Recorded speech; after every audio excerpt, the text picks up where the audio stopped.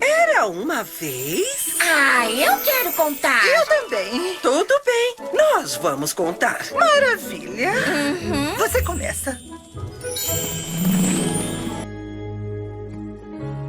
Aos olhos do Pai,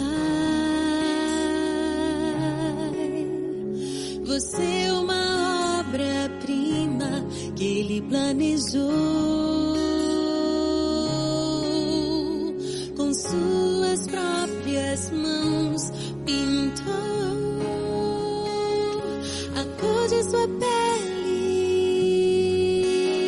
os seus cabelos desenhou cada detalhe num toque de amor.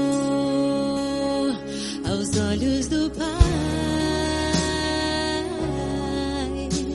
você é uma obra-prima que Ele planejou. Com suas próprias mãos pintou a cor de sua pele, os seus cabelos desenhou cada detalhe num toque de amor. Você é linda demais, perfeita aos olhos do Pai. Alguém igual a você não vi jamais. Princesa linda demais, perfeita aos olhos do Pai. Alguém igual a você não vi jamais. Aos olhos do Pai, cante pras meninas da sua vida. Você é uma obra-prima que Ele planejou. Com suas próprias mãos pintou a cor de sua pele.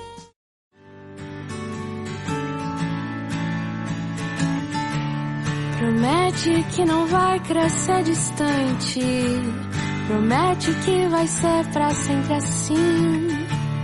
Promete esse sorriso radiante todas as vezes que você pensar em mim. Promete cuidar bem dos seus cachinhos e sempre me abraçar quando eu chegar. Promete sorrir sempre com os olhinhos e cantar cantigas na sala de estar. Que eu prometo ser pra sempre o seu porto seguro. Eu prometo dar-te eternamente o meu amor.